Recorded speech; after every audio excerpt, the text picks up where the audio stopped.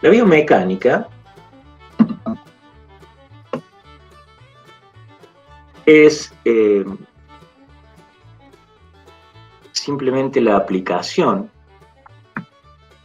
de la mecánica. La mecánica es, como ustedes saben, una parte de la física. Es la aplicación de la mecánica a la vida, es decir, a los seres vivos. Una definición podría ser el estudio de las fuerzas que actúan, de las aceleraciones, de los momentos, de las fuerzas que actúan sobre un organismo vivo. En ese estudio lo podemos hacer de dos maneras. En reposo, con el animal en estación, en situación de reposo, donde vamos a hablar de bioestática, que va a ser, vamos a hacer un poquito más de hincapié en esta clase. Y biodinámica, donde se estudian los movimientos y las fuerzas que actúan para generar esos movimientos.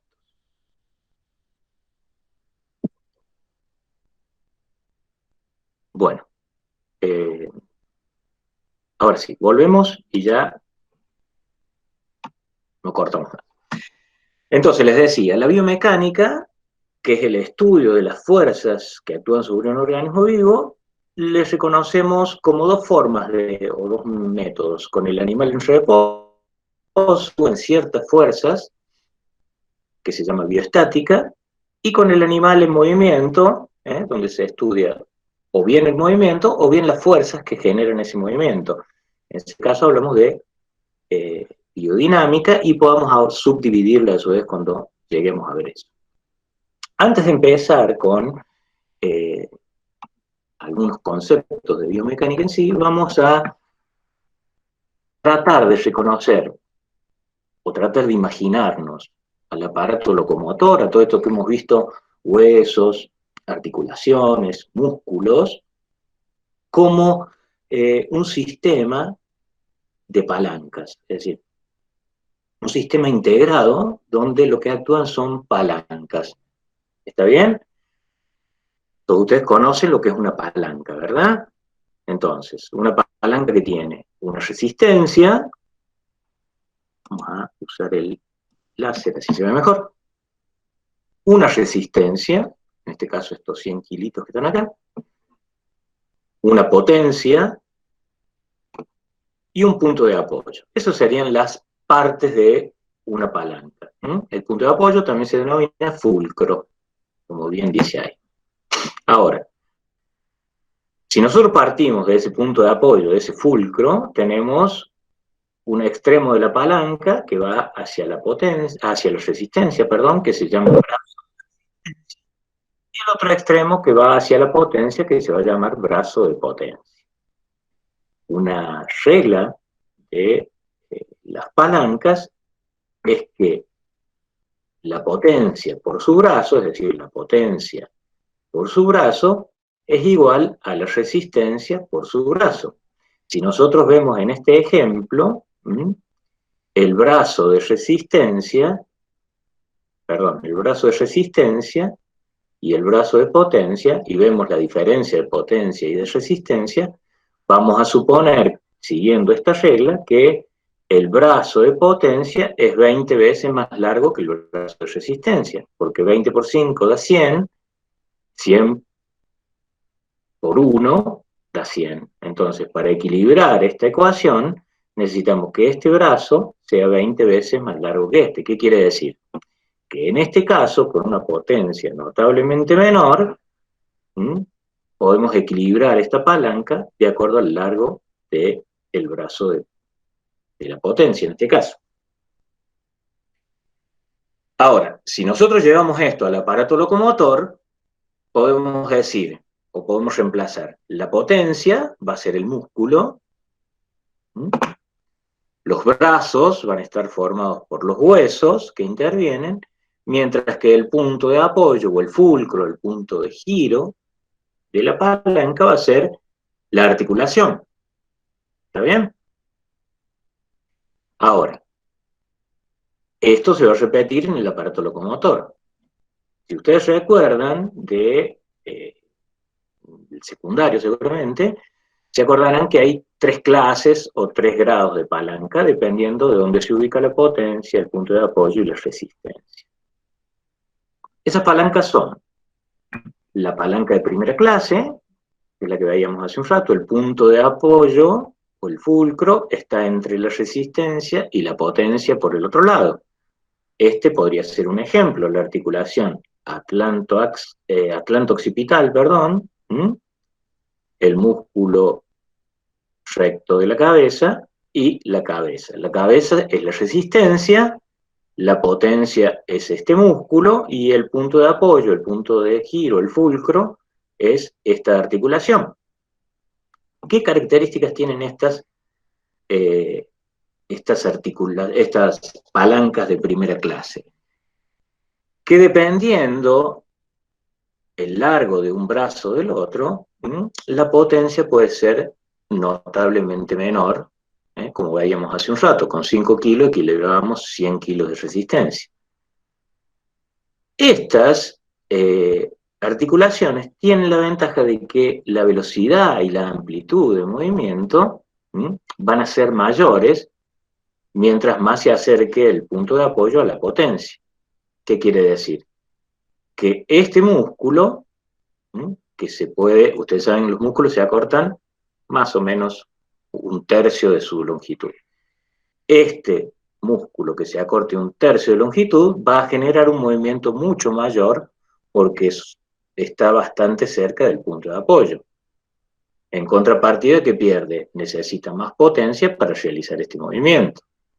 O sea, la potencia puede ser menor que la resistencia siempre y cuando el brazo de resistencia sea más largo que el brazo, perdón, que el brazo de potencia sea más largo que el brazo de resistencia. Este es un tipo de articulación que encontramos en el cuerpo. Después tenemos las palancas de segunda clase, donde la resistencia se encuentra entre la potencia y el punto de apoyo. ¿Sí? En estos casos, por ejemplo, la articulación, en este caso tenemos la resistencia, el peso del animal sobre la tibia y sobre el tarso, el punto de apoyo estaría ubicado aquí en la articulación metatarso-falángica, mientras que la potencia es el músculo gastrocnemio que eleva el calcáneo. ¿Está bien? Esto podría ser un ejemplo de palanca de segunda clase. Fíjense, en este caso, la potencia, es decir, la fuerza que necesita el gastrocnemio para elevar o para extender el pie, siempre va a ser menor que el peso que ejerce el animal, que la resistencia. ¿Sí? En contrapartida, ¿qué va a pasar? Que este tipo de articulación tienen un recorrido menor, es decir, la contracción del gastrocnemio no genera un gran movimiento, y la velocidad también es menor. ¿Sí? Siempre la potencia es menor, pero tanto la distancia recorrida por la palanca como la velocidad a la que lo hace también es menor. Estas palancas de segunda clase suelen ser las más comunes en algunas partes del cuerpo. Y por último, estas, que en los miembros las vamos a encontrar bastante seguido, que son las palancas de tercera clase.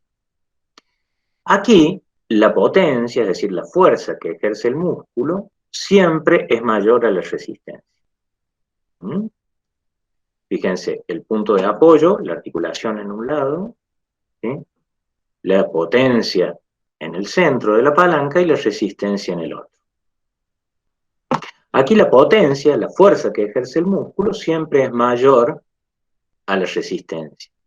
Pero en contrapartida, ¿qué gana este tipo de palanca? Que la distancia recorrida, por el antebrazo en este caso, es mayor y a mayor velocidad también. Entonces, mientras más cerca esté la inserción de este músculo, el músculo braquial, mientras más cerca de la articulación, del punto de apoyo esté esta inserción, mayor será la potencia que necesite para el movimiento, mayor la fuerza del músculo, pero también va a ser mayor la distancia recorrida, la distancia, el movimiento que genera en el antebrazo, y mayor la velocidad a que lo hace. ¿Sí?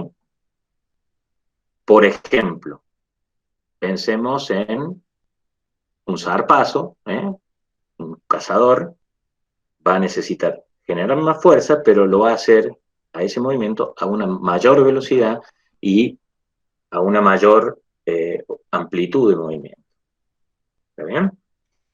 Estos son los tres tipos de palancas, los tres se pueden encontrar en el aparato locomotor, siempre teniendo en cuenta que cuando hablamos de potencia, hablamos del músculo, cuando hablamos de fulcro, de la articulación, y cuando hablamos de resistencia, del peso que va a vencer.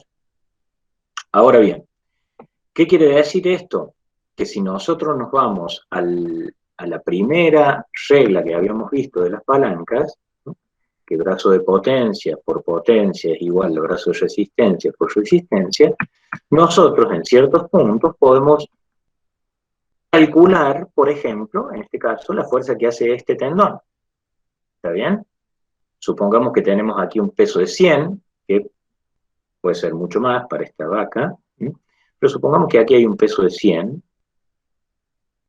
Este tendón, y acá tenemos, vamos a decir, este es el brazo de resistencia de 60, mientras 50, mientras este es de 60, o 40 y 50 para hacerlo fácil, ¿sí?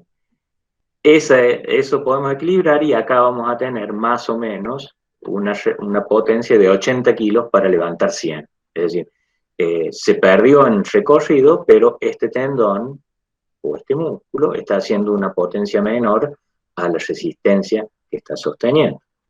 ¿Sí? ¿Para qué nos sirve calcular eso? Por ejemplo, para suturar un tendón, debemos calcular el peso que va a necesitar resistir, y de acuerdo a eso, elegir la sutura que soporte esa tensión, o para hacer una férula o lo que sea, van a ser necesarios hacer algún tipo de cálculo de ese estilo. El aparato locomotor, este sistema de palancas, tiene adaptaciones mecánicas de acuerdo a la especie de la que estemos hablando.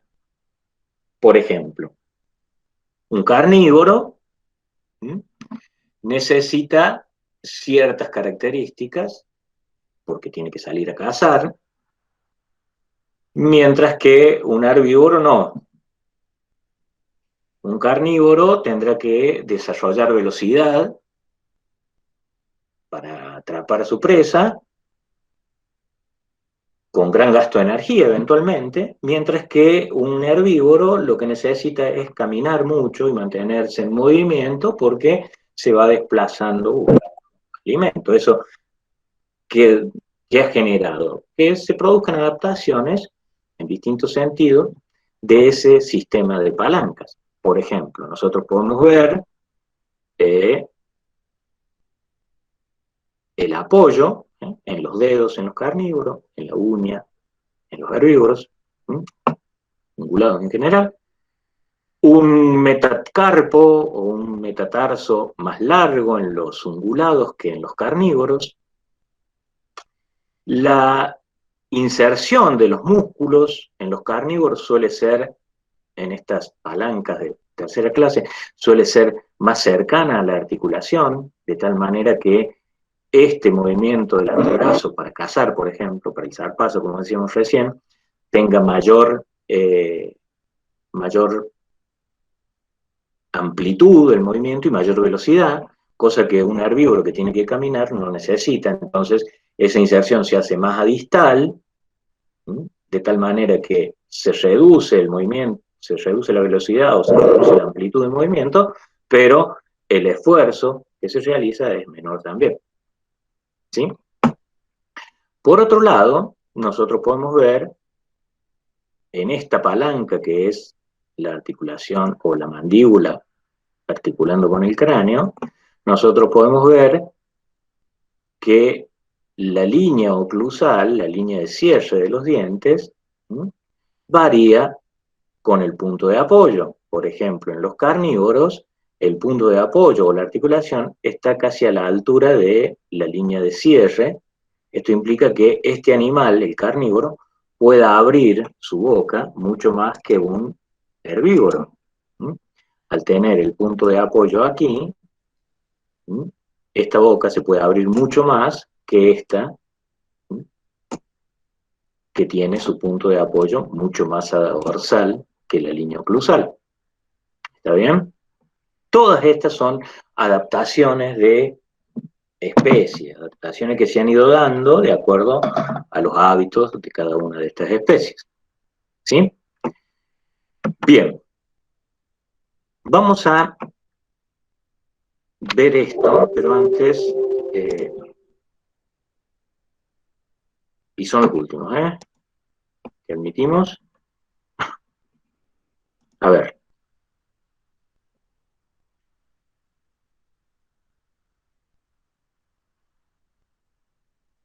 Bueno, el músculo es la potencia,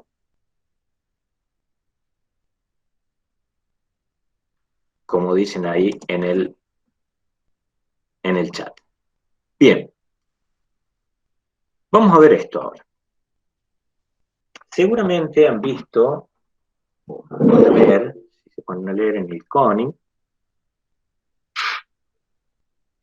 que habla de una estructura para el tronco que se denomina estructura de puente tendinoso, puente de arco tendinoso, algo así. Se refiere básicamente a un arco de estos de arquería, de los arcos de tirar flechas, ¿verdad?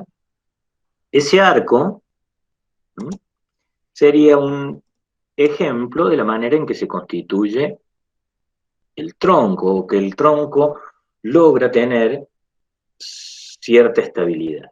Entonces, la arquitectura del tronco podría ser similar a un arco. ¿Está bien? Los arcos, ustedes saben, tienen una madera,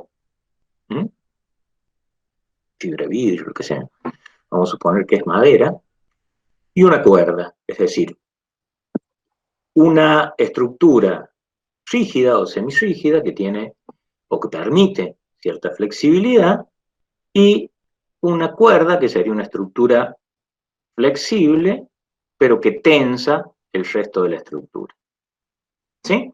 Entonces, si nosotros vemos el cuerpo de un animal, es decir, la parte axial del animal, podemos reconocer un arco toracolumbar, vamos a decir, con una parte rígida y una parte de cuerda, una parte, en este caso va a ser muscular, tendinosa. ¿Sí? Y lo vamos a diferenciar de un arco. Profe, perdón que lo interrumpa. Dígame, ¿Puede volver a explicar? Porque no entendí bien. lo de Si qué. no es mucha molestia, ¿lo puedo volver a explicar? Sí, decía, hay una organización que mantiene al tronco en posición, que estabiliza al tronco en general. Nosotros hemos visto que las articulaciones están estabilizadas por ligamentos. Ahora, si nosotros sumamos y metemos ese concepto de que hay muchísimas palancas en el cuerpo, que es un sistema de palancas, sumamos las articulaciones y vemos el cuerpo en general, podemos reconocer una estructura similar a la de un arco de estos, arco de arquería, no sé cómo se llaman, arcos. Es lo de Robin Hood. Esos arcos que tienen una parte rígida o semirrígida, que en este caso podría ser la columna vertebral, ya vamos a ver bien los componentes, y una parte de cuerda. ¿Está bien? Fíjense, si nosotros cortamos esta cuerda, suponiendo que sea un arco, si nosotros cortamos esta cuerda, este arco probablemente tiende a enderezarse. ¿Está bien? Porque esta curvatura se la da la tensión de esta cuerda. Si pasa lo mismo en un animal, si nosotros cortamos este músculo, que ya vamos a ver cómo se llama, si cortamos ese músculo, esta columna tenderá o tenderá a enderezarse o a ponerse en extensión. ¿Está bien? Entonces, por eso es la comparación. Tenemos una estructura semirrígida, que podría ser la madera del arco, y una estructura más flexible, pero en tensión, que podrían ser los músculos o los tendones. Pasa algo similar a nivel del cuello, donde la columna vertebral, en este caso, queda aventral en la porción, que es el ligamento nucal, por decir. ¿Está bien?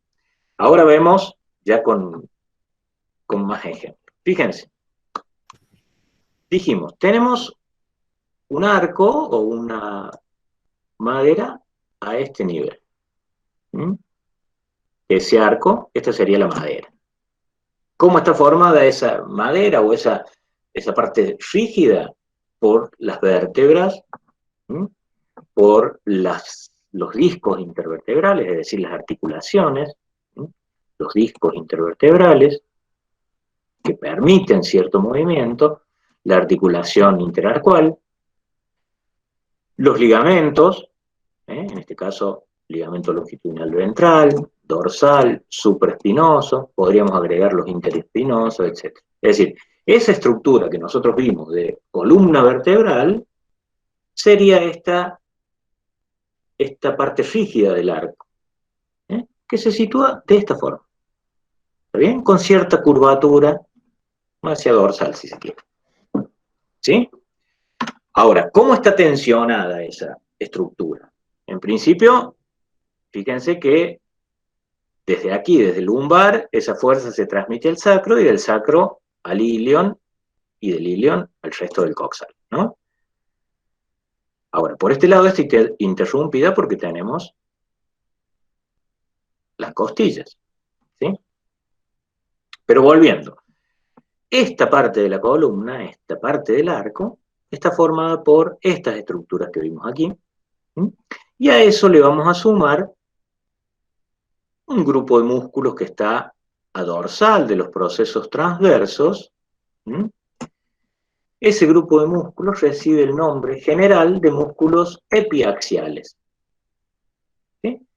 ¿Qué músculos tenemos aquí? Tenemos el músculo longissimus, como sistema largo, el iliocostal. Tenemos el grupo de los multifidos, etc. Un grupo de músculos, algunos metaméricos, otros largos, que lo que hacen es tensionar o tienden a extender esa columna, a enderezar el arco, digamos. ¿Está bien? Y se estabiliza por un grupo de músculos que tenemos aquí, debajo de las apófisis transversas lumbares, que en general le vamos a decir músculos sublumbares. Serían hipoaxiales, porque están debajo de la columna. Esos músculos sublumbares son, por ejemplo, el psoas mayor y menor, el cuadrado lumbar. ¿Sí? Son músculos que se ubican ahí y que le dan firmeza a ese arco o a esa parte rígida de este arco que estábamos viendo. Ahora, ¿qué nos falta?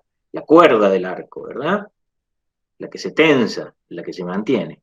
Y en ese caso aparecen los músculos abdominales. ¿Mm? Principalmente este músculo abdominal, que va desde el tórax hasta el pubis, es decir, termina de cerrar el arco desde las costillas hacia el pubis, y que se denomina músculo recto abdominal. Probablemente participen los demás músculos abdominales también, de hecho lo hacen, ¿no?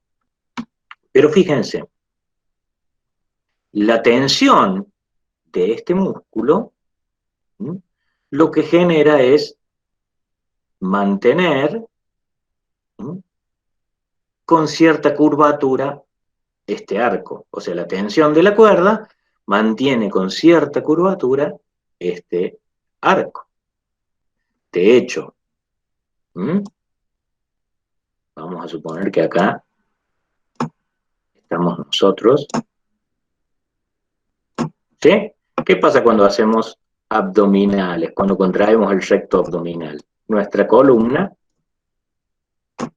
Es decir, este arco se curva. El segundo no me salió bien, es un claro indicio de que no hago abdominales, ¿no? Entonces, este músculo que tensa a este arco, que lo curva a este arco, ¿sí? Sería, entre otros, el recto abdominal. Ahora, ¿qué pasa? Fíjense, aquí hay vísceras, ¿sí? Y está lleno de vísceras. Las vísceras tienen un peso. Ese peso, ¿qué hace? Al estar las vísceras colgando de acá, tienden a enderezar este arco. Pero a su vez, el mismo peso hace que se tensen los músculos abdominales, entonces ese peso lo compensa. ¿Está bien? Eso se puede notar, por ejemplo, en una hembra preñada. ¿Sí? Va a tener una tensión mayor a nivel abdominal por el peso propio del estado, del estado de gestación. ¿Sí? Bueno, ¿se entendió más o menos esta teoría del Sí, sí, arco? sí. ¿Entendió? Bien. Algo similar pasa a nivel del cuello, es decir, aquí nosotros tenemos un arco toracolumbar que está en comunicación mediante unos músculos que se llaman escalenos. ¿Sí? Está en comunicación con el otro arco del cuerpo, que sería el arco del cuello, que estaría como al revés. Fíjense, tenemos las vértebras como parte de la madera del arco, con una serie de músculos, en este caso hipoaxiales, que se llaman largos, no lo anoté, pero se llaman largos, y tensionado todo este arco por esta cuerda que es el ligamento de la nuca, que se continúa con el supraespinoso, ¿no? Este ligamento de la nuca, si ustedes ya lo han visto, se acuerdan que es medio elástico. Entonces los músculos hipoaxiales lo que hacen es vencer la resistencia de esta cuerda. Por ejemplo, cuando este perro o un caballo, como en este caso, baja la cabeza, estos músculos vencen la tensión de esta cuerda, que es el ligamento, y este mismo ligamento, por su propia elasticidad, genera que el arco se vuelva a arquear, la columna se vuelva a arquear, y el animal pueda levantar la cabeza sin necesidad de que todos estos músculos que están acá estén en contracción permanente. ¿Está bien? Es decir, aquí hay una cuerda que a su vez tiene una serie de músculos que van a permitir otros movimientos de la cabeza, pero aquí hay una cuerda que genera que este arco se mantenga arqueado, ¿sí? Y que bajar la cabeza implique vencer la tensión de eso. Bueno, eso en cuanto a la arquitectura o a esta teoría del arco, ¿verdad? En cuanto a los miembros, podemos decir algo similar.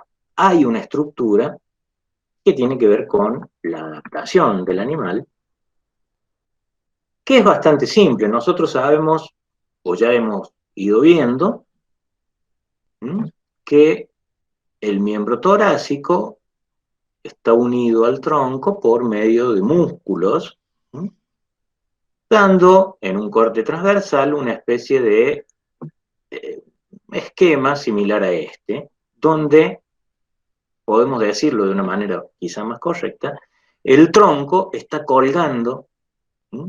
El tronco está colgando entre los miembros torácicos.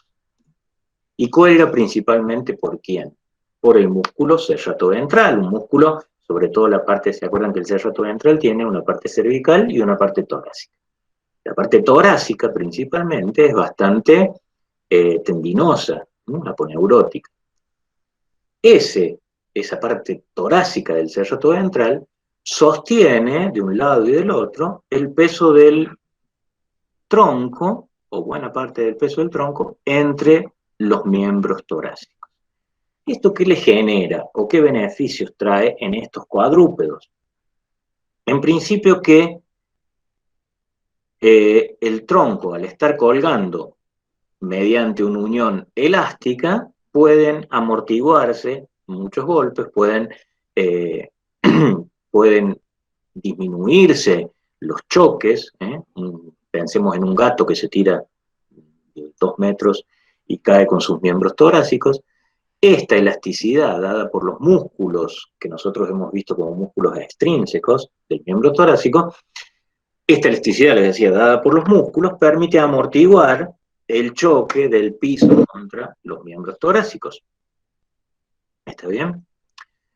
Ahora, el miembro pélvico tiene otra función, y es la de tracción, es la de impulsar al animal durante el movimiento. Por ende, no podría tener el mismo tipo de unión entre el miembro y el tronco, porque en este tipo de unión se perdería mucha de la fuerza generada por los músculos de los miembros. ¿Está bien? Entonces, ¿qué tipo de unión tiene el miembro torácico, el miembro pélvico con el tronco? Una articulación esferoidal, que nosotros ya vimos, que es la articulación coxofemoral. Es decir, aquí hay hueso contra hueso. Si este hueso se mueve, empuja a este hueso. No se pierde fuerza en lo que podría ser amortiguación, como en el caso del miembro torácico. Entonces, para ir cerrando un par de ideas. El miembro torácico está adaptado para soportar el peso, mientras que el miembro pélvico está adaptado para impulsar la marcha. Es decir, el miembro torácico sostiene el peso del tronco, buena parte del peso del tronco, mientras que el miembro pélvico empuja al tronco para la marcha. ¿Está bien? Teniendo en cuenta eso,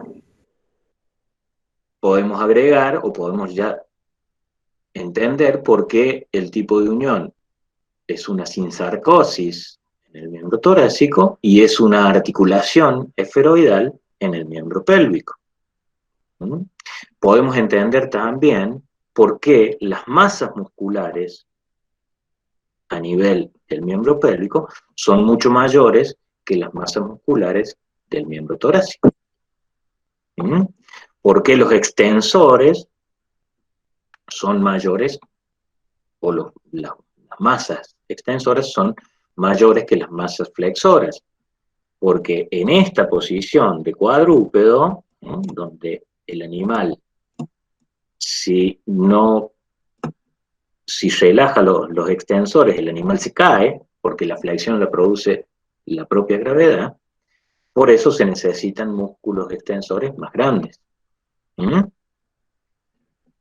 Por otra parte, nosotros podemos ver cómo se produce aquí el movimiento. Mientras que el miembro torácico sostiene el peso del tronco, o buena parte de él, como les digo, el miembro pélvico empuja, el fémur o la cabeza del fémur va a empujar la parte craneal del acetábulo, el acetábulo va a empujar al coxal, y mediante la articulación sacroilíaca, el coxal va a empujar la columna vertebral y hacer que el desplazamiento se vaya hacia adelante. ¿Está bien? Ese sería el concepto general de la marcha y cómo los miembros y la unión de los miembros se ha ido adaptando a eso, ¿no? A un miembro pélvico impulsor, tractor, y un miembro torácico de sostén. ¿Sí? Bueno, antes de seguir, me dan... Profe, Sí, díganme. Yo no veo el chat, por eso no sé si están haciendo alguna pregunta. sí, profe, acá uno de los chicos, Sí, una de las chicas, pregunta si puedes repetir algún ejemplo del sistema de palancas. de las palancas. Bueno, volvemos a palancas. ¿Cualquiera o alguno en particular?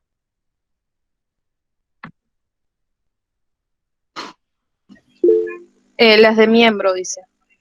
Las palancas en el caso de los miembros. Bueno, aquí tenemos palancas, fíjense. Cualquiera de estos músculos, vamos a suponer este que está en un color anaranjado, o por lo menos es lo que yo veo en esta máquina, este que podría ser anaranjado, fíjense que tiene un tendón, ¿sí?, que se inserta aquí, y como más o menos hemos visto ya los músculos estos, sabemos que este músculo es el extensor digital común. Estamos en el miembro torácico, tenemos un tendón que se divide en una serie de tendones para cada dedo, es decir, extensor digital común. Fíjense, esta sería la potencia, la capacidad del músculo de contraerse. Vamos a suponer 1/3. ¿Sí? La potencia genera su acción a nivel de la inserción. Y si nosotros recordamos más o menos las articulaciones, vamos a saber que, no me va a salir dibujar, pero tenemos una falange distal, una falange media. En este dedito. ¿Sí? Sabemos que este tendón está aquí, es decir, la potencia está actuando acá, en este punto.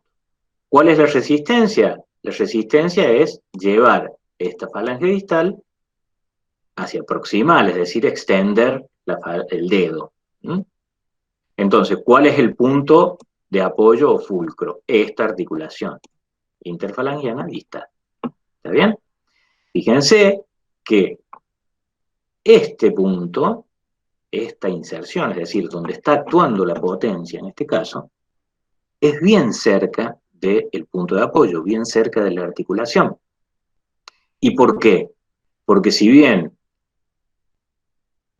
la contracción tendrá que ser mayor a la resistencia, es decir, la potencia tendrá que ser mayor a la resistencia, este dedo va a ganar en velocidad y va a ganar en amplitud de movimiento. Si esta inserción estuviese acá, la potencia sería menor, pero este dedo tendría un recorrido mucho más corto. Y como estamos hablando de animales cazadores, esto debe ser veloz, o el movimiento de los dedos en general pasa a nivel de los flexores también, y de la mano. Ese movimiento tiene que ser veloz, porque tienen que agarrar a un animal que por razones lógicas se quiere ir, ¿no? Y evitar ser comido. En cambio, estas especies, donde el movimiento tiene que ser casi continuo, porque son animales que están moviéndose para comer, en muchos casos animales migrantes, necesitan hacer el movimiento, pero gastando la menor cantidad de energía. Por eso prefieren sacrificar velocidad y recorrido con una inserción más distal en este caso, o más alejada del fulcro, o del punto de apoyo, pero es decir, gastar poca energía, sacrificando movimiento, amplitud o velocidad. ¿Está bien? Esa es una adaptación de estas palancas que nosotros vimos de 3 grados, los 3 grados de palanca, quiero decir, de acuerdo a los hábitos o a la especie animal. De todas maneras, les aclaro, estos son conceptos generales, no es para que estudien ni las leyes de la palanca ni las leyes de la mecánica. Estamos viendo algo medio general como para entender después cuando tengan que ver ustedes ortopedia, por ejemplo, o algunas otras cosas. ¿Sí? Bueno, ahora volvemos. Cuando hablamos de centro de masa o centro de gravedad, estamos hablando de un punto en el animal, un punto donde todas las fuerzas son, o todas las, como dice ahí, la sumatoria de las fuerzas, o sea, fuerzas positivas, fuerzas negativas, aceleraciones, momentos, si nosotros sumamos todo eso, nos va a dar 0. En este caso, sería ese punto. Ese punto se denomina centro de gravedad.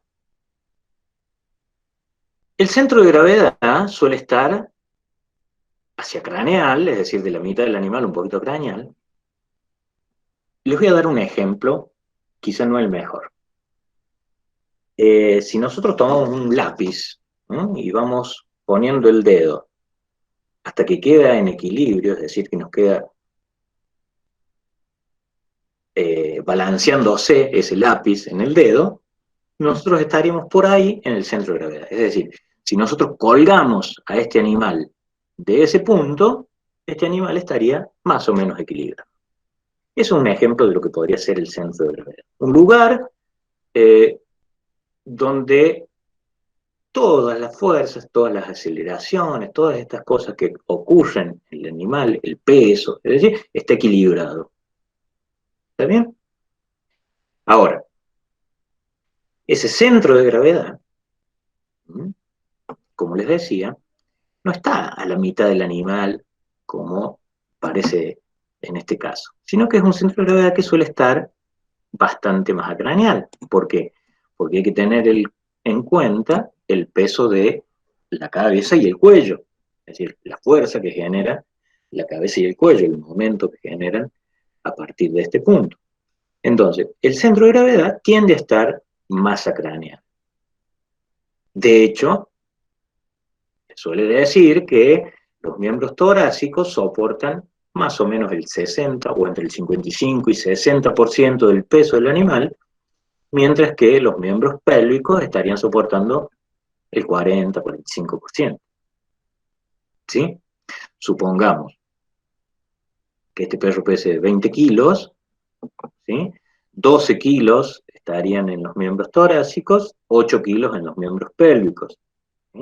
Es decir, cada miembro pélvico estaría soportando, en un sistema perfectamente equilibrado, estaría soportando 4 kilos, mientras que los miembros torácicos estarían soportando 6. Para tener una idea de cómo este centro de gravedad está un poquito más acraneal. ¿Por qué? Porque los miembros torácicos soportan más peso que los miembros pélvicos.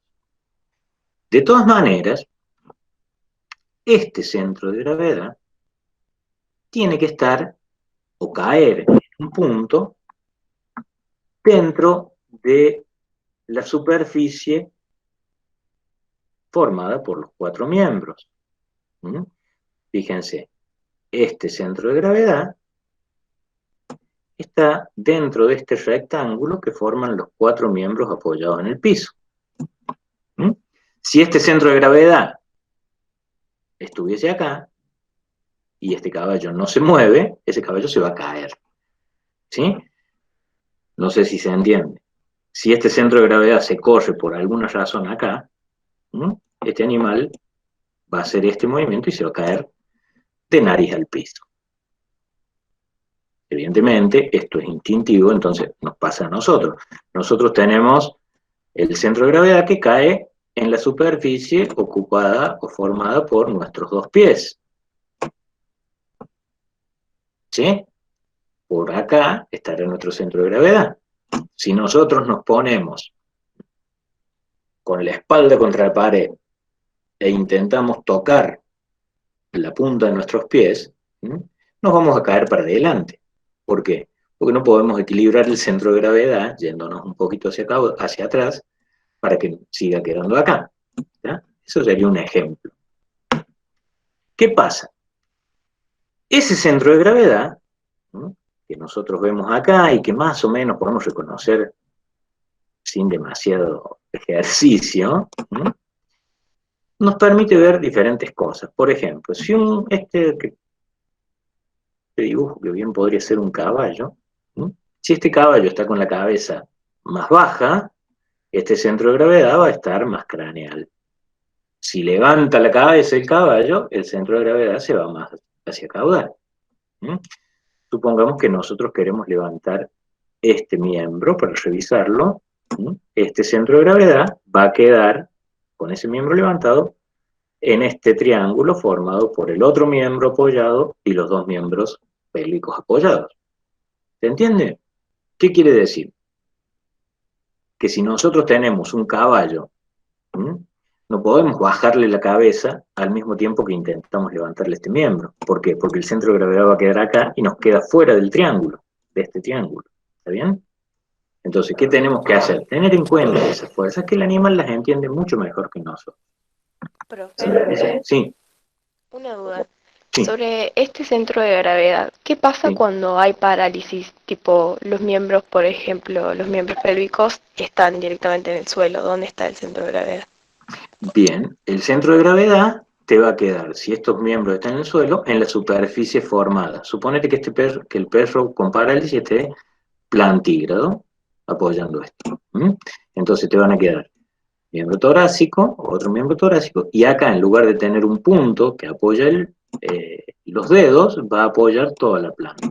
Es decir, la superficie básicamente va a ser la misma, lo único que va a cambiar va a ser la posición de este animal, que va a tener mayor superficie de apoyo, pero el centro de gravedad probablemente no cambie, salvo que esa posición y esa columna en este sentido va a llevar un poquito más hacia caudal el centro de gravedad, teniendo en cuenta que la cabeza también va a estar más a caudal. ¿Está bien? A lo que voy. Cuando el centro de gravedad se sale de esa estructura, y suponete en ese animal que vos decís con alguna parálisis posterior, ustedes vieron que se le suele hacer especies de sillas o artilugios de ruedas para que se trasladen. ¿Qué tenemos que tener en cuenta? Que esas ruedas no sean muy altas. ¿Por qué? Porque la cabeza va a quedar muy baja y el centro de gravedad va a quedar fuera de la superficie formada por las ruedas y los miembros torácicos. ¿Está bien? Fíjense, esas cosas que a nosotros nos resultan sencillas o a simple vista podemos por ahí discernir, tienen una explicación desde la mecánica. Si nosotros hacemos ruedas muy altas a un perro con parálisis, como decimos, ¿qué va a pasar? La cabeza nos queda muy adelante y el centro de gravedad se sale y nos queda por acá. Entonces, ¿qué va a hacer ese animal con ruedas muy altas? Va a estar constantemente caminando, tratando de volver a meter el centro de gravedad entre los miembros torácicos, porque el centro le va a quedar acá. Entonces, ¿qué hace el animal? Trata de corregirlo, trata de llevar sus miembros torácicos por delante del centro de gravedad. ¿Está bien? Entonces, en ese sentido, tener en cuenta esto es sumamente importante. Como les decía antes, para generar prótesis, para elegir suturas en ortopedia, eventualmente. ¿Sí? Ahora fíjense en esto. Un poco lo que decíamos recién. El centro de gravedad de este caballo, en los caballos hay como una tendencia a ubicarlo en la costilla número 12, al centro de gravedad, a la mitad de la costilla número 12. Puede ser así o no, depende de otras cuestiones, ¿no? Un animal probablemente un cuarto de milla, con un cuarto trasero un poco más pronunciado, ese centro de gravedad esté un poquito más a caudal, en una yegua preñada va a estar en otro punto, etc. Cuando nosotros elevamos un miembro, les decía, el balance, es decir, el animal va a llevar su centro de gravedad dentro de la superficie que le queda marcada con los miembros de apoyo. ¿Está bien? Fíjense, el 60% del peso a nivel del miembro torácico, el 40% a nivel del miembro pélvico. Ya dijimos, un miembro adaptado a la tracción, un miembro adaptado a la suspensión. ¿Sí?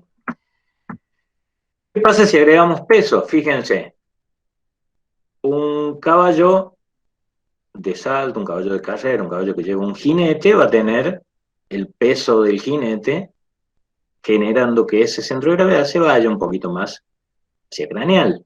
No mucho, un poco más hacia craneal para equilibrar ese peso. Entonces, probablemente nosotros tengamos mucha mayor exigencia a nivel de los miembros torácicos, a nivel de las manos. Distinto en este caso. ¿Sí? Una carrera de trote donde el centro de gravedad se va más hacia caudal por el peso de la tracción. En ese caso, probablemente la presión o la exigencia sea mayor a nivel de los miembros pélvicos. ¿Sí? Profe, una consulta, perdón que lo Sí, interrumpa. no, por favor. En caso de, por ejemplo, haber alguna dificultad en el animal en parte del miembro pélvico que dificulte el impulso de andar o de su Ujú, caminata, sí. eso va a formar un peso, digamos, en parte del miembro pélvico, ¿verdad? ¿Eso qué? Perdón, se corta.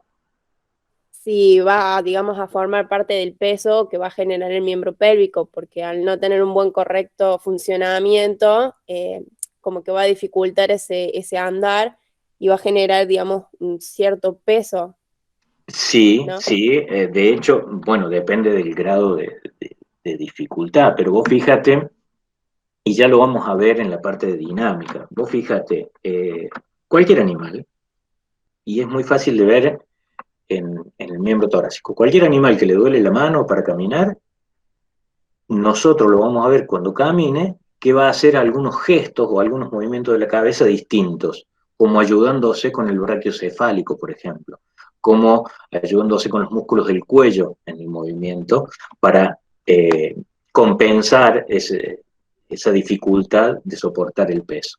Eso el animal, nosotros lo hacemos instintivamente. ¿Mm?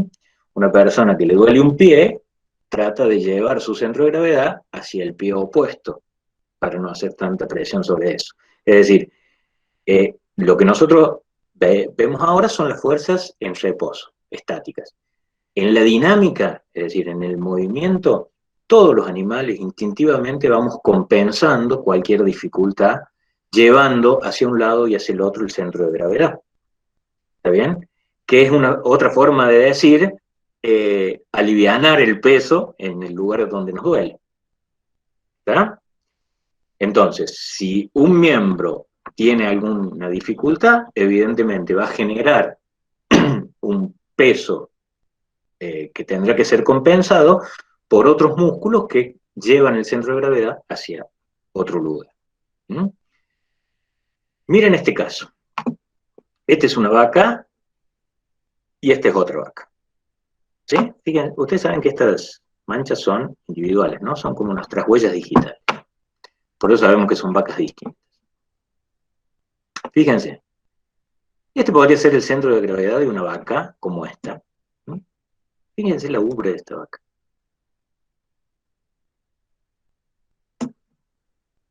Muy grande, ¿no?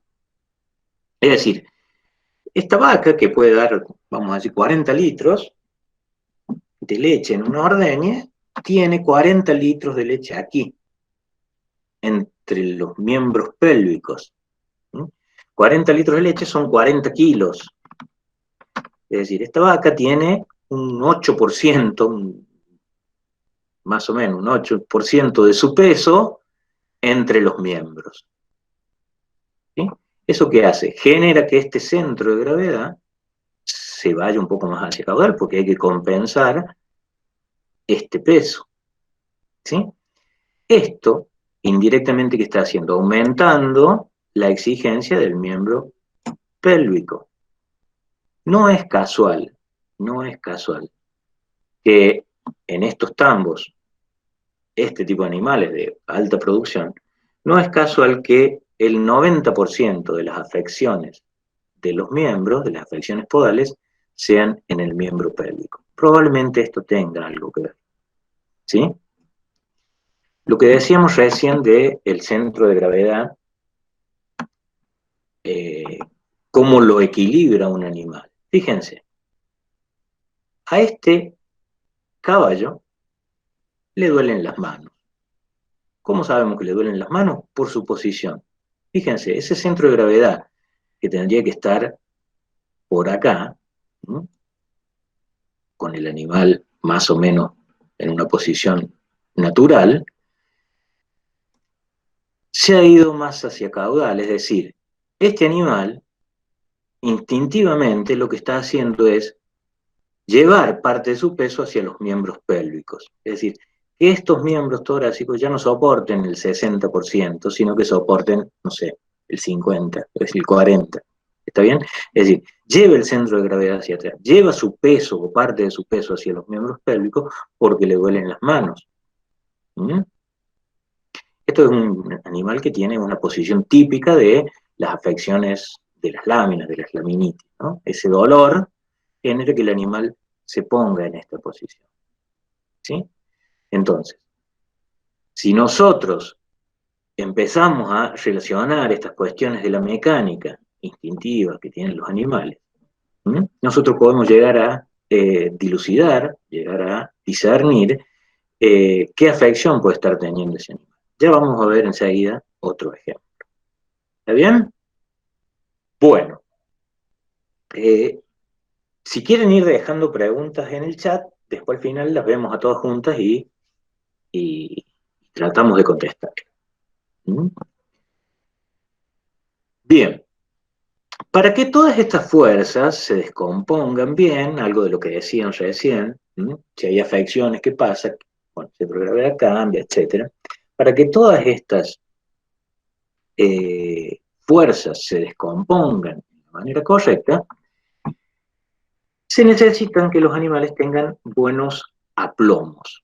Aplomos es sinónimo de verticalidad. La verticalidad es la línea de la plomada, digamos, la que cae verticalmente al piso. ¿Sí? Entonces, en biología, en anatomía, el aplomo sería la conformación adecuada de los miembros para que puedan descomponer el peso o las fuerzas o soportar el peso de manera eficiente y que les permite generar los movimientos. ¿Sí? ¿Cómo sería un aplomo o dónde vemos los aplomos? Lo vamos a ver principalmente en los miembros. ¿Sí? Más allá de que podemos ver ciertas líneas a nivel de la columna, ya no serían aplomos porque no caen hacia el piso, sino que los aplomos los vamos a ver en los miembros. ¿Dónde o cómo sería un aplomo correcto? Por ejemplo, para este caballo. Si nosotros tomamos la articulación del hombro, para dar un ejemplo, del miembro torácico, esa línea vertical debería cortar más o menos a la mitad al miembro torácico. Es decir, si nosotros vemos de frente el caballo, la línea de la articulación del hombro tiene que caer más o menos vertical, quiero decir, y cortar más o menos a la mitad el brazo, el antebrazo, el carpo, etc. Si nosotros lo vemos desde lateral, ese punto de la articulación del hombro cae un poquito por delante de la uña del casco del dedo, es decir, el antebrazo, el carpo, el metacarpo y el dedo quedan por caudal o quedan atrás de esa línea marcada por el hombro. ¿Está bien? Fíjense, otra característica, el brazo, en este caballo, ¿no? El brazo, el carpo y el metacarpo forman una línea recta, forman un ángulo de 180 grados. Esos serían unos aplomos deseables. De esa manera las fuerzas van a estar compensadas. En el caso del miembro pélvico se hace lo mismo. Fíjense que la línea se toma desde la tuberosidad isquiática y va a caer a caudal del pie y va a dividir el miembro pélvico en dos, parte más o menos simétrica o igual. Nótense acá algunas deficiencias. Fíjense, la línea tomada desde la tuberosidad isquiática probablemente en este animal,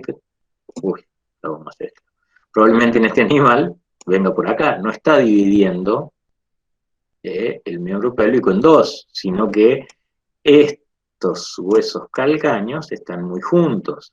Es decir, hay una desviación hacia medial a nivel del tarso y una desviación hacia lateral a nivel de los dedos. Fíjense cómo apuntan hacia lateral. ¿Eso qué hace? Que las fuerzas sean mayores de un lado que del otro. ¿Qué va a generar? Que el desgaste sea diferente de un lado que del otro. Que las articulaciones trabajen con mayor carga, en este caso por lateral que por medial. ¿Sí? Con el tiempo eso va a ir generando diferentes tipos de conflictos, de patologías. Entonces, si nosotros vemos los aplomos, vemos estas líneas, como se deberían descomponer las fuerzas, y vemos algún tipo de diferencia, ya podemos sospechar dónde hay una mayor carga y por ende podemos sospechar dónde puede haber o dónde se pueden generar problemas. Las líneas rectas habrán notado que no son mi estilo, pero imagínense las rectas a esas líneas que acabo de hacer. Fíjense los carpos, como una buena parte del carpo está hacia medial, mientras que la menor parte está hacia lateral. Aquí está pasando algo similar, es decir, está habiendo una sobrecarga de un lado del carpo, mientras que del otro no. Es decir, podemos llegar a encontrar algún tipo de dificultad de un lado y no del otro, de acuerdo a los aplomos. Esto lo podemos hacer en cualquier especie. Cada especie tendrá sus líneas, ¿no? O tendrá más o menos sus líneas definidas. Lo que es cierto es que sin conocer demasiado todos estos conceptos, nosotros podemos darnos cuenta si un animal pisa bien, camina bien o tiene alguna desviación en sus aplomos. Es bueno tenerlo en cuenta a la hora de buscar un diagnóstico. Ahora, siguiendo con esta parte de estática de la biomecánica, vamos a ver un conjunto de estructuras que reciben el nombre de aparato de sostén pasivo o aparato de sustentación pasiva, que es un conjunto de estructuras fibrosas, en principio, tendinosas, ligamentosas, que le permiten al caballo pasar muchísimas horas de pie sin fatigarse, es decir, sin cansarse. Se llama aparato de sostén pasivo. Ese término pasivo tiene que ver con que son estructuras que no gastan energía, que no necesitan energía, es decir, vamos a excluir las acciones musculares que sí gastan energía. Ustedes habrán visto que el caballo en general puede estar muchísimas horas de pie. Habrán visto caballos que pasan la noche atados a veces cuando el jinete o el dueño tiene que salir temprano por algo, quedan toda la noche atados, quedan de pie, con sus miembros torácicos bien apoyados y sus miembros pélvicos alternando, un momento pisa uno, en otro momento pisa otro, etc. Esa actitud del caballo, esa posición tan característica de los caballos, tiene que ver con este aparato que vamos a ver ahora y que se llama aparato de sostén pasivo. Hay un dicho que es: los caballos duermen parados. Es cierto, los caballos duermen parados. Yo, si tengo mucho sueño, también puedo dormir parado, como un vigilante, como cualquiera, ¿no? ¿Qué quiero decir? Los caballos duermen parados gracias a este aparato que yo no tengo, pero también puedo dormir parado. Pero si un caballo que necesita descanso, se va a acostar y va a dormir echado. En ese momento se van a relajar completamente sus músculos. Pero lo cierto es que gracias a este sistema puede estar mucho tiempo parado, inclusive durmiendo. ¿Sí? Bien. Les iba a contar una anécdota de un tío mío, pero no se los voy a contar en otro momento, con respecto a esto. Bueno, definición entonces del aparato de sostén pasivo.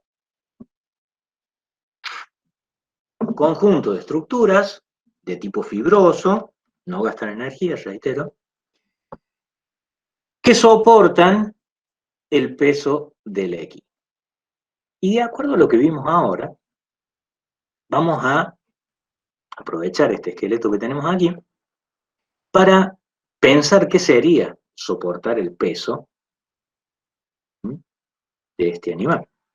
Nosotros ya hemos visto esta arquitectura en forma de arco, ¿no?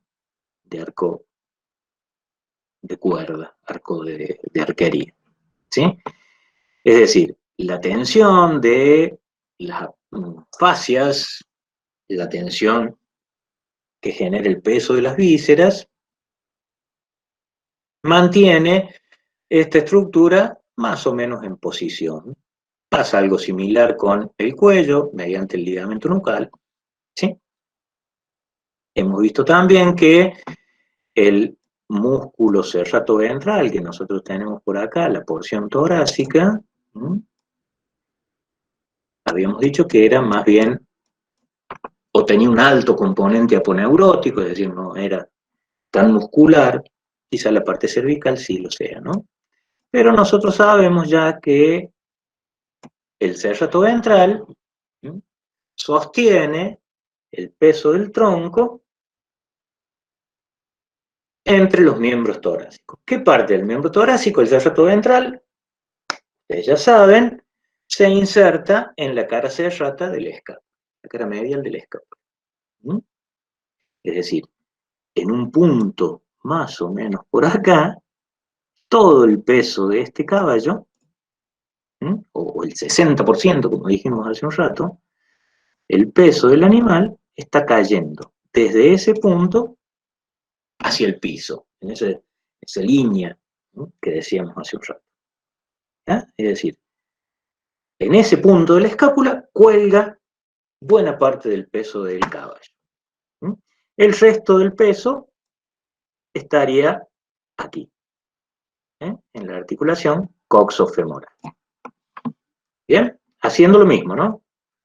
Generando una fuerza que por gravedad se va hacia el piso. Ahora imaginemos, ¿qué pasa con estas fuerzas? Este sería un miembro torácico en posición. ¿Qué pasa cuando aplicamos una fuerza acá? La articulación del hombro tiende a flexionarse. Lo mismo con la del codo, básicamente por la línea y por las direcciones que tienen los huesos. La del codo tiende a flexionarse. La del carpo y la de los dedos tienden a extenderse. ¿Por qué? Porque esa línea, esa fuerza cae siguiendo más o menos esta línea. Entonces, si acá aplicamos fuerza, esto se va a flexionar, esto se va a flexionar, esto y esto se va a extender. Fíjense qué distinto sería si los aplomos fueran diferentes. ¿Cómo cambiarían algunas tensiones? Pero ahora vamos a centrarnos en esto. Entonces, debe existir un mecanismo que impida que ocurra esto, que se desbarate el miembro. Ese mecanismo de tipo fibroso sería la parte del aparato de sostén pasivo correspondiente al miembro torácico. Después vamos a ver la del miembro pélvico. Fíjense, en el tubérculo supraglenoideo, acá está indicada la fuerza del serrato ventral, eso ya lo vimos, así que vamos a centrarnos en el miembro. En el tubérculo supraglenoideo se origina el músculo bíceps braquial. El músculo bíceps braquial pasa por el surco intertubercular y se va a insertar en la tuberosidad del radio. ¿Está bien? Entonces, imaginemos la parte tendinosa del bíceps braquial. Imaginemos una soga atada ahí y atada acá. Cuando nosotros aplicamos fuerza acá, en este caso la potencia de la palanca, que es el peso propio del animal, ¿qué va a pasar? Esta articulación, que es la del hombro, se va a flexionar, pero en un punto la tensión de este tendón va a impedir que se siga flexionando. Es decir, el propio peso del animal lo que va a hacer es fijar la articulación mediante este tendón. ¿Está bien? Entonces el caballo se relaja. Su peso cae sobre la escápula, sobre este punto de la escápula tiende a irse en este sentido, pero la flexión llega a un punto en que está interrumpida por la tensión del tendón del bíceps. ¿Está bien? Ahora,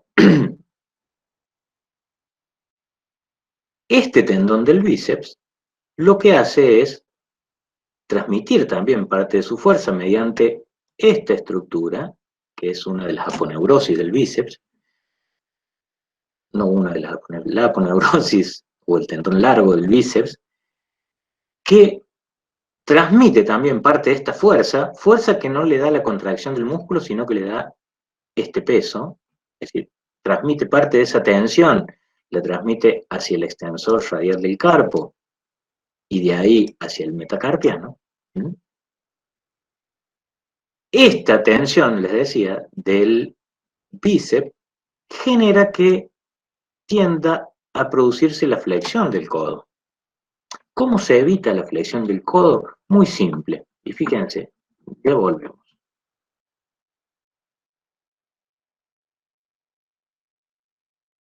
Bueno, no, se me perdió la diapositiva, después la voy a agregar para que la tengan. A nivel del codo, si ustedes recuerdan, tenemos unos ligamentos colaterales. Esos ligamentos colaterales, en el codo del caballo, están ubicados de manera excéntrica. ¿Qué quiere decir? Si el punto de giro de esta articulación es ahí, los ligamentos, están ubicados acá. De esta manera. De otra forma, ubicando en el otro sentido por medial. ¿Qué quiere decir? Que esta articulación necesita quizá una fuerza mayor para flexionarse, ya que los mismos ligamentos la sostienen. Por esa inserción excéntrica que tiene, los mismos ligamentos tienden a mantenerla estabilizada. ¿Tá? Entonces, la flexión del codo necesita que haya una contracción suficiente del bíceps para que venza la fuerza que están haciendo esos ligamentos. ¿Sí? Es decir, la contracción del bíceps supera la fuerza de esta inserción excéntrica y genera la flexión del codo. Como acá no hay contracción del bíceps, a lo sumo hay una contracción débil isométrica, como aquí no hay contracción del bíceps, no se vence el sostén de los ligamentos excéntricos del codo, por ende no hay flexión del codo.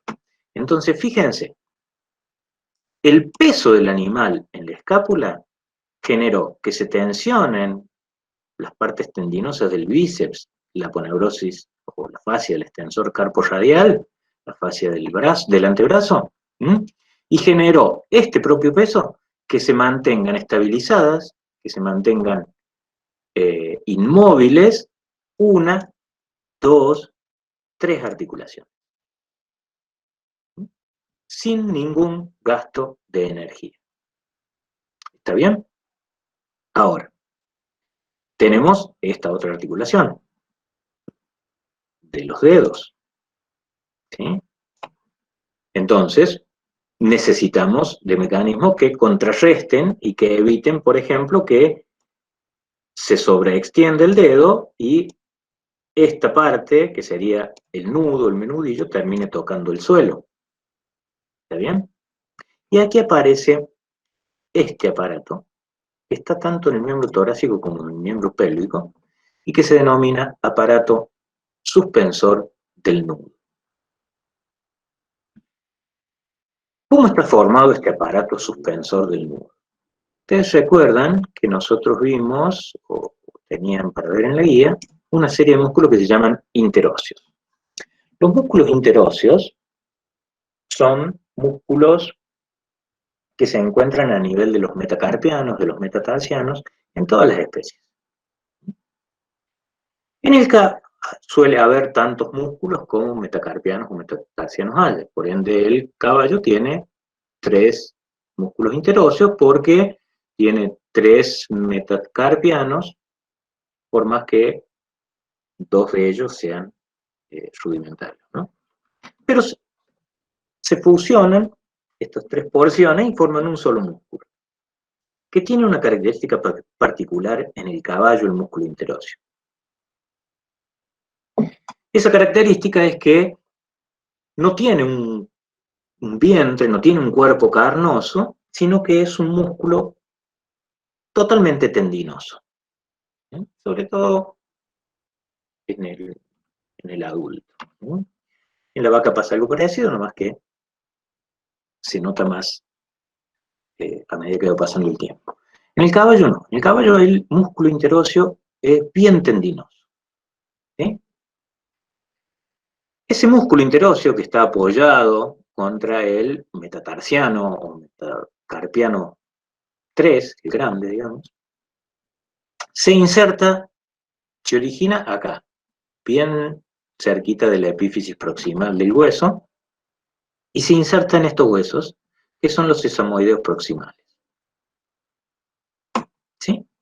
Además, cosa rara para un músculo palmar, envía ramas hacia dorsal, hacia el extensor digital común. Entonces, si nosotros pensamos en movimiento esta articulación metacarpofalángica, y a su vez sabemos que aquí hay ligamentos de los sesamoideos proximales, medios, distales, es decir, que si nosotros extendemos este dedo se va hacia allá, este sesamoideo va a ir a distal, por los ligamentos que tiene. Si nosotros sostenemos a los sesamoideos con este músculo, con este tendón interóseo, lo sostenemos en posición, al no poder moverse este sesamoideo hacia distal, tampoco se va a poder extender el dedo. ¿Sí? Es decir, este músculo interóseo lo que hace es sostener y evitar la hiperextensión del dedo, porque sostiene los sesamoideos. Y a su vez los sesamoideos, mediante sus propios ligamentos, sostienen a la falange. Todo esto no estaría completo sin esta presión que ejercen sobre los sesamoideos los tendones de los músculos flexores digitales, superficial y profundo. Ustedes ya han visto la estructura manica flexoria a este nivel, ¿no? Ahora bien, ¿qué tienen de particular estos tendones del flexor digital profundo y del flexor digital superficial? Que uno desde el radio y el otro desde el carpo, o el metacarpo, tienen como unas bandas accesorias que se llaman ligamentos frenadores. ¿Qué quiere decir? Fíjense, para que se extienda el dedo, es decir, para que esto se vaya en este sentido, estos tendones tienen que ir hacia distal. ¿Está bien? Ahora, si nosotros tenemos desde el radio hasta el tendón del flexor digital superficial y desde el carpo, que sería como la continuación del ligamento palmar del carpo, hacia el flexor digital profundo, tenemos dos bandas de ligamentos ahí, ligamentos frenadores o bridas. ¿Qué van a hacer? Van a impedir que esto se vaya muy a distal, cualquiera de estos dos tendones. Entonces, estos mismos ligamentos están en esta posición, los ligamentos frenadores, están impidiendo de cierta manera que se produzca la extensión del dedo, es decir, que este nudo se vaya hacia el piso. Al extenderse el dedo, esta articulación se va hacia el piso, ¿verdad? Entonces, todas estas estructuras que acabamos de nombrar, y que vamos a repetir, la articulación metatarso-falángica o metacarpo-falángica, los huesos sesamoideos, el músculo interóseo, los ligamentos sesamoideos, los ligamentos frenadores y los tendones de los flexores, todas estas estructuras que nombramos, mantienen esta articulación, que es el nudo, en cierta posición con respecto al piso. O lo que es lo mismo, evitan que se sobreextienda el dedo. Estoy diciendo lo mismo de dos maneras distintas. Esta estructura, todas estas estructuras se llama, en conjunto, aparato suspensor del nudo. Y recuerden algo que a veces no queda del todo claro. Este aparato suspensor del nudo, si bien lo estamos describiendo con el miembro torácico, funciona de la misma manera en el miembro pélvico.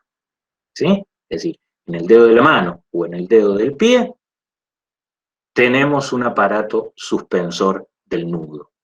Un aparato ligamentoso, tendinoso, ¿no? Que evita que el dedo se sobreextienda. ¿Y cómo actúa? Gracias al peso, ¿eh? O a la fuerza que le da el peso del animal a esta altura. El mismo peso del animal tensiona esos ligamentos y evita que esas articulaciones se muevan. Entonces, fíjense, este caballo lo único que hizo fue relajarse. ¿Sí?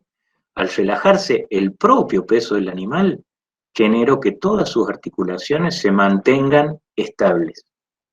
Es decir, el caballo apoyó su peso en los miembros torácicos y no hizo más nada. Solamente los tendones, los ligamentos, la aponeurosis generaron que ese animal se pueda quedar de pie sin gastar energía. Esto ocurre en el miembro torácico. Ahora vamos a ver qué es lo que ocurre en el miembro pélvico. Nosotros vimos antes en el esqueleto que el peso de la parte caudal del animal cae sobre la articulación coxofemoral. Vamos a decir la cabeza del fémur. Fíjense que de ahí el peso por gravedad nos lleva más o menos en esta línea. Algo similar a lo que pasaba en el miembro torácico. ¿Qué pasaría si nosotros dejamos el peso librado en esta estructura? Se flexionaría la rodilla, se flexionaría el tarso y se extendería el dedo y se vendría abajo el caballo. ¿Está bien? Sí. Profe, disculpe Diga, que me diga. interrumpa. Antes de que pasemos al miembro pélvico, tenían unas dudas los chicos con Araceli Bueno. que estaban haciendo en el chat. Bueno, ¿quieren que volvamos ahora o volvemos?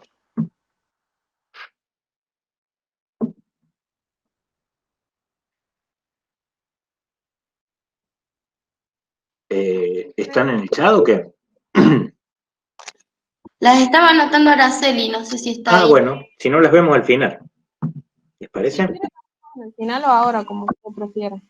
Bueno, las vemos ahora, ya que estamos. Hagan lo que quieran. De las chicas pregunta si puede explicar de nuevo el punto de gravedad de la vaca, porque no lo entendió. Ajá. Después, el aparato de sostén pasivo solo lo tiene el equino. Sí, es propio del equino solamente. Si una de las formas de darnos cuenta sería evaluando el aplomo de los miembros, pero no sé a qué estaba haciendo referencia. De darnos cuenta, claro, no sabemos de qué. Claro. Una forma, no, lo que... Yo le pregunté esa, perdón. ¿Eh? Sí, yo hice esa pregunta, Sí. creo. Si mediante el aplomo nosotros podemos evaluar si va a haber alguna patología o futura patología, por ejemplo, en el miembro pélvico. Sin duda. Sí. Viendo cómo se para el caballo. Exactamente. Sin duda nosotros podemos prevenir ciertas patologías de acuerdo a los aplomos. ¿Por qué? Porque nosotros podemos reconocer cómo se están descomponiendo estas fuerzas que estamos viendo, ¿eh? Y de qué lado vamos a tener más presión, por ejemplo, a nivel del casco, ¿sí? Y podemos prevenirlo, ¿Y cómo se puede? Por ejemplo, en el caso de un caballo, con herraduras de estas ortopédicas, digamos. Algunos tipos de herrado van corrigiendo o van equilibrando un poco los pesos para que toda esa carga no sea tan desequilibrada. ¿Verdad? Pero sí, es algo que podemos hacer tranquilamente viendo los aplomos, ¿no? En algunos animales de producción no se hace mucho más que descartarlos como reproductores, por ejemplo, porque pueden ser caracteres que se heredan, pero en equinos o en animales de compañía se pueden hacer algún tipo de medidas preventivas. ¿Mm? Bueno, en el caso de la vaca que preguntaban recién, lo que dije fue lo siguiente. Hay animales, hay vacas que, altas productoras, ¿no? Que van a tener la mayor parte del día una cantidad de peso a nivel de las ubres que una vaca que no es alta productora no lo va a tener. Eso ha generado, no solo eso, sino algunas situaciones de intensividad de la producción, ha generado que en los tambos aparezcan problemas de podales, problemas de pie o de mano, ¿no? Se llaman en general podales. Esos problemas podales, en un 90% de los casos, son en los miembros pélvicos, son en el pie. Y probablemente, les decía, esta sobrecarga generada por el movimiento del centro de gravedad sea una de las responsables de que haya una mayor cantidad de casos a nivel del pie y no de las manos. Eso fue lo que dije de la vaca. ¿Mm? Pero es uno de los factores, no el único, ¿no? ¿Quedaba algo más, Araceli? Acá acaban de poner otra. Sí. Debe tener también por el tipo de superficie por donde camina algo de injerencia, el cambio de aplomo, supongo, o de... Sí, sí. Nosotros estamos viendo lo concerniente a lo intrínseco del animal, digamos. Después, ustedes saben bien, desde que vimos la primera clase, que el ambiente, la presión de selección, la alimentación, es decir, hay muchísimos factores que van a tener que ver con la evolución, ¿m? En el caso de que sea una patología, o la morfología en sí del animal. Nosotros vemos, desde la anatomía vemos uno de los factores, pero no podemos estar desatentos al resto, ¿no? La superficie en la que camina, es decir, el tipo de herraje, si tiene herraje o no tiene herraje, en el caso de un caballo, la superficie en el caso de un perro, si un perro, todo eso va a tener injerencia, sumado a las características individuales. ¿Está bien? Nada es eh, monofactorial, todo es multifactorial, todo tiene muchas causas que concurren para generar, en este caso, algunas características morfológicas. Bien,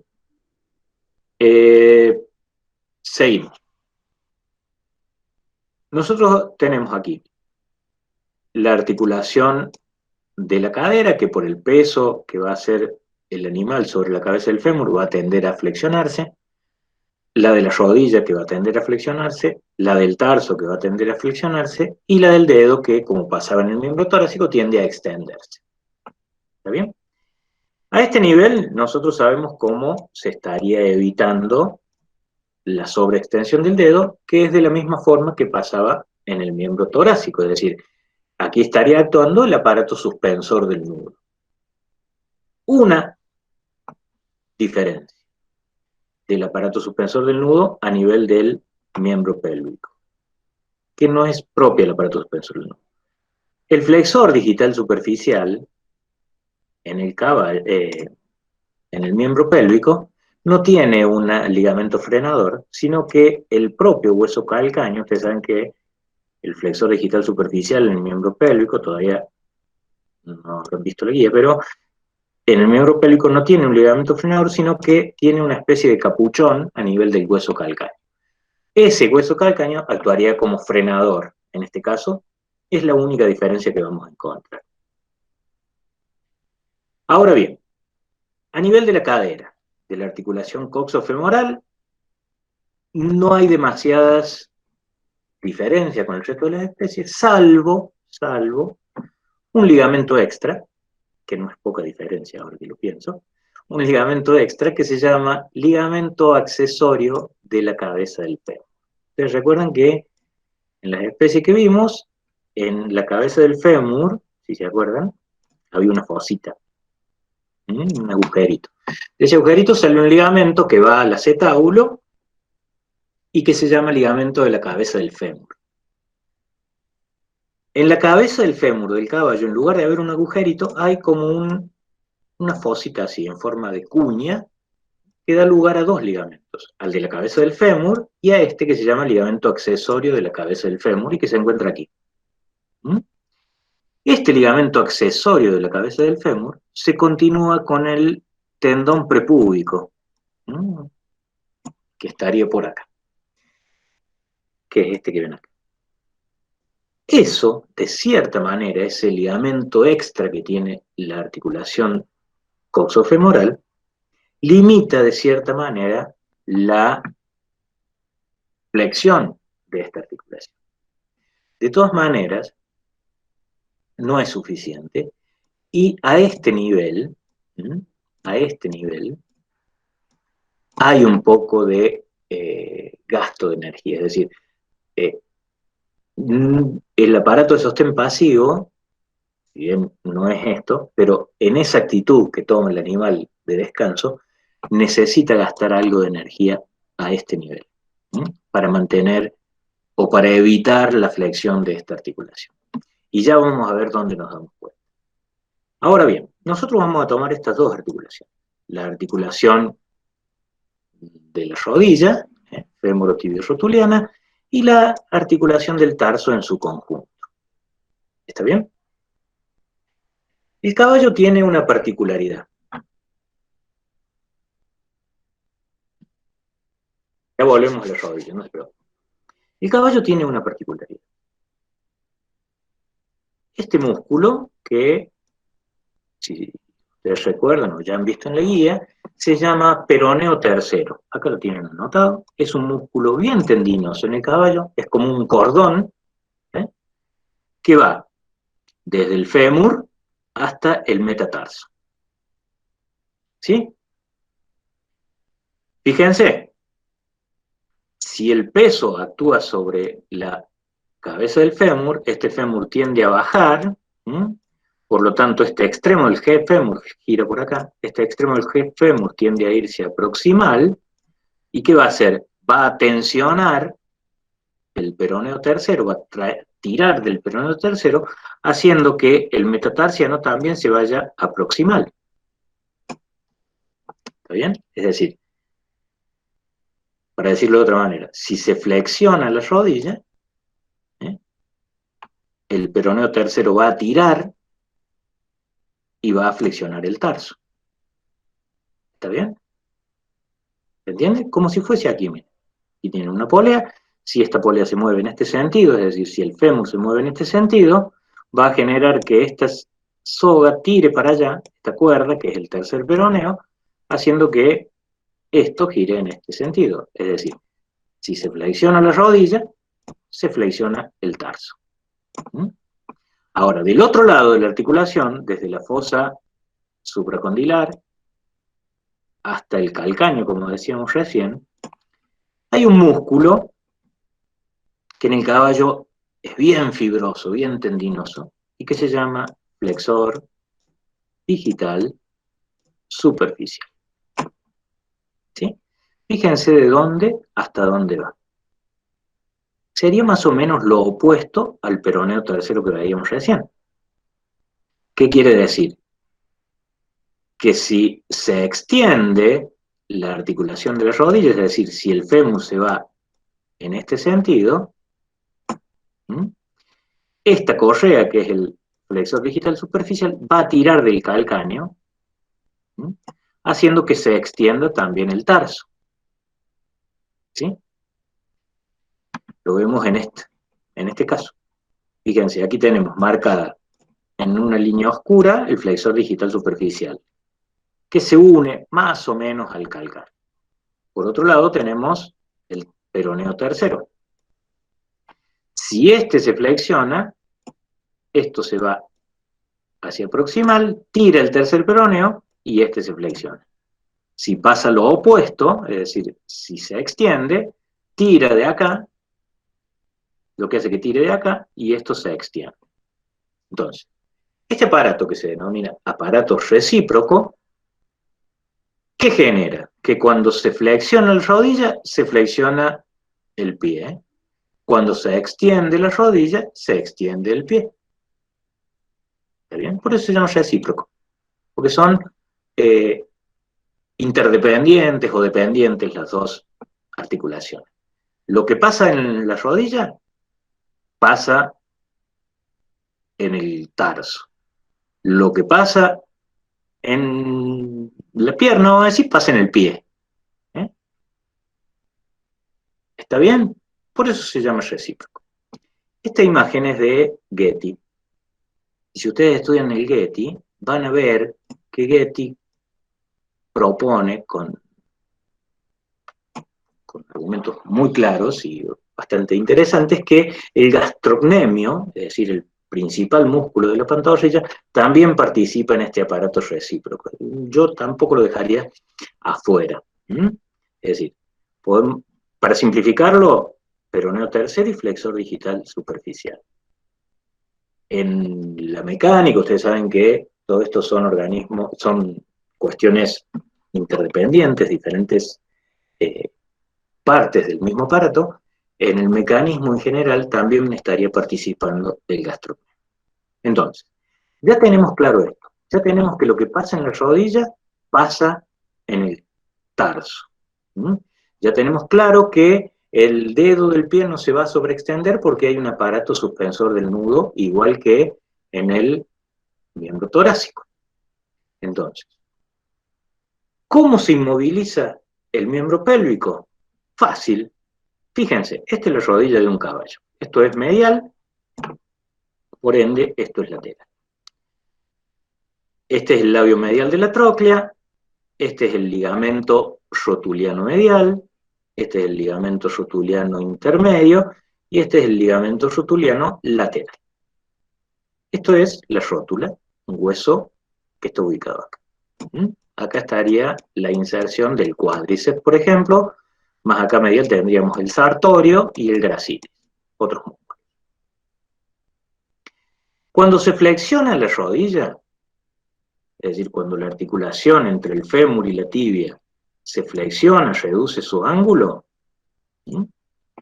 esta rótula se desliza por la tróclea y se viene más hacia distal.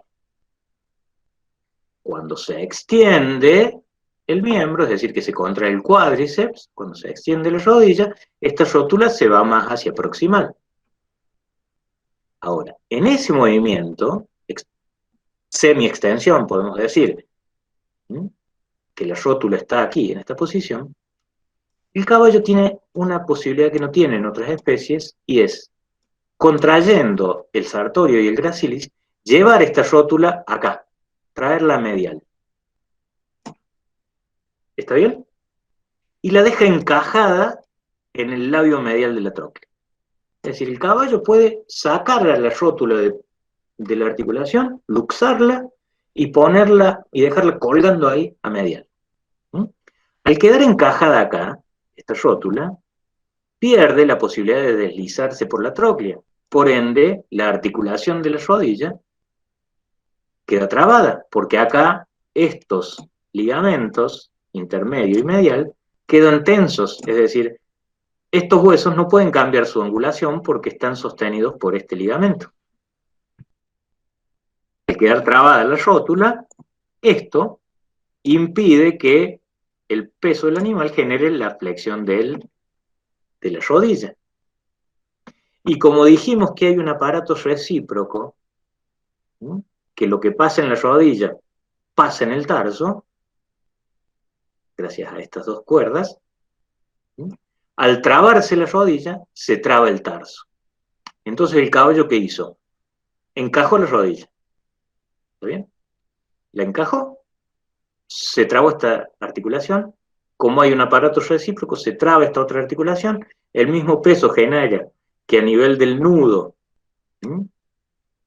no se sobreextiende el dedo, lo único que hace el caballo es gastar un poquito de energía para evitar que se flexione la cadera.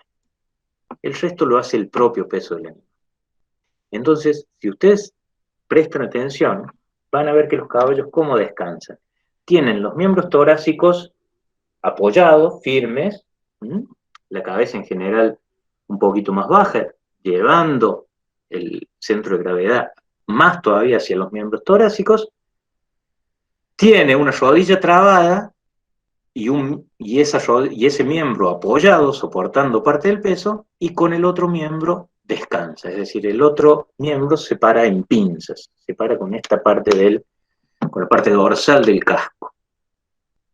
Como gasta un poquito de energía a este nivel, sufre algo de fatiga, entonces ¿qué hace? Al ratito cambia, traba la otra rodilla, destraba esta y descansa con este otro.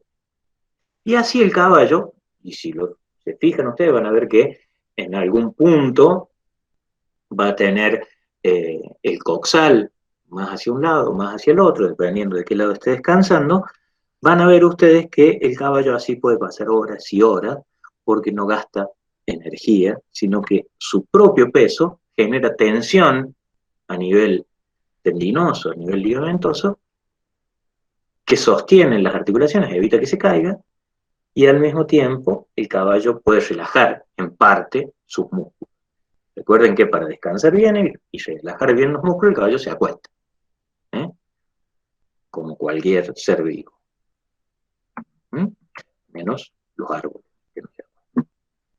Bueno, esta es la forma en que se inserta, fíjense, este sería el tibial craneal, ¿no? Otro músculo. Esta es la forma en que se inserta el peroneo tercero a nivel del tarso y del metatarso. Todo esto que vimos hasta acá, incluyendo el aparato de sostén pasivo del equino, tienen que ver con, y salvando la primera parte, tiene que ver con la estática, es decir, con las fuerzas en reposo. La biodinámica, que sería el animal en movimiento, nosotros no vamos a hacer demasiado, no vamos a profundizar mucho. Simplemente decir 2 o 3 cositas.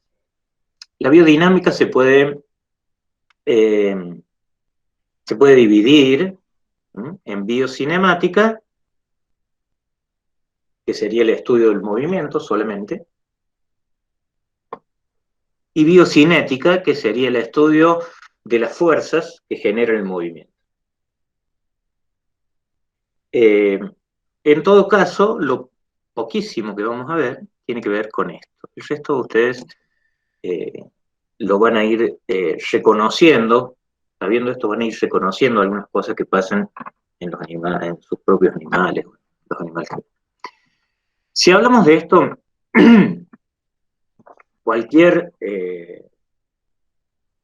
cualquier texto que vean le va a presentar a este tipo, que tiene este nombre súper extraño y que por comodidad le vamos a decir Eduardo, porque parece llamarse Eduardo. ¿Qué hizo? Antes del cine, este tipo era fotógrafo, ¿no? Antes del cine empezó a hacer una serie de experimentos y terminó haciendo esto, que ustedes seguramente han visto, que es un caballo, un tipo montando un caballo y andando por ahí. ¿Sí? ¿Cómo lo hizo? Sacó una foto al lado de la otra, algo que hoy parece sumamente simple, en esa época no lo era. Y después pegó una al lado del otro y pudo generar este movimiento, una especie de kinetoscopio, si se quiere, este movimiento, y reconocer, por ejemplo, algo que no estaba muy claro, y es que en el galope, el caballo hay un momento en que queda con sus 4 miembros en el aire. Pudo reconocer que en el paso el caballo eso no pasaba, y después lo hizo con un montón de animales, incluidos seres humanos. Lo pueden encontrar, hay muchísimos trabajos de este señor Eduardo. ¿Sí? Fíjense, ¿qué nos permite ver esto? Que hoy nos parece sumamente simple y es mucho más fácil de hacer. ¿Qué nos permite ver? Ver las fases del movimiento. ¿Qué quiere decir? Si esto nosotros lo sacamos de esta secuencia, lo llevamos a esto, podemos ver, por ejemplo, aquí. Este sería un tipo de marcha de, en este caso, un caballo. Esto pasa en todas las especies, ¿no? Fíjense. En una primera etapa, el caballo levanta su miembro torácico, lo adelanta, es decir, aquí están actuando el bíceps, el braquial, los flexores del codo, están actuando seguramente el brachiocefálico, el lomo transverso, está habiendo un movimiento de la escápula, es decir, hay un descenso o un movimiento de la escápula en sentido ventrocraneal que permite que este animal pueda adelantar el miembro. Al mismo tiempo se levanta el miembro pélvico, ¿sí? se están produciendo un movimiento hacia craneal del miembro pélvico, es decir, se están flexionando la cadera, probablemente el tensor de la fascia lata, que es un músculo que esté acá, se esté contrayendo para adelantar el miembro pélvico, a la vez que ya tiene apoyado el miembro torácico. Es decir, nosotros podemos ir evaluando en diferentes momentos qué músculos están actuando. Y podemos reconocer también que en un andar normal, el animal tiende a tener, sobre todo estos animales que tienen un ligamento nucal bastante fuerte, el animal tiende a tener la cabeza más o menos en la misma línea. ¿Está bien? Entonces, si nosotros reconocemos alguna deficiencia, alguna claudicación en alguna de estas fases, reconociendo qué músculos actúan en cada uno, por ejemplo, en esta fase de impulso del miembro pélvico, probablemente esté funcionando o esté actuando los extensores del pie. ¿Está bien? Entonces, si nosotros podemos reconocer eso, podemos reconocer qué pasa cuando hay algún cambio. Fíjense, esto sería un trote cruzado, ¿no? Hay el otro se llama ambladura. Un trote donde van pisando los miembros alternativamente y con una fase de suspensión entre medio. El galope, con sus fases. ¿Está bien? Ahora, fíjense un trote normal. Este es un trote cruzado como el que veíamos antes. Esto sería un trote normal. Noten que la línea de la cabeza, gracias al ligamento nucal, está más o menos siempre en la misma posición. Ahora fíjense en esto. Hay un punto en que el animal pierde esa línea. ¿Sí? Y fíjense, nosotros sabemos que acá está apoyando el miembro torácico izquierdo. En ese momento, el animal eleva la cabeza. Es decir, ¿qué está haciendo el animal instintivamente? Está aliviando la presión en esta mano. ¿Por qué? Porque al elevar la cabeza, nosotros ya hemos visto que el centro de gravedad se va un poquito hacia caudal. Fíjense lo que pasa acá. Cuando la eleva la mano, el animal baja la cabeza. ¿Sí? Es decir, está cayendo o está devolviendo el centro de gravedad a un lugar más o menos normal. Esto nos permite a nosotros reconocer en las diferentes especies el cambio en una de estas fases cinemáticas, nos permite a nosotros reconocer si hay algún dolor, si hay alguna deficiencia a nivel anatómico, morfológico, etc. Para eso nos sirve esto de la biomecánica. Les dejo las fuentes que hemos consultado para esto.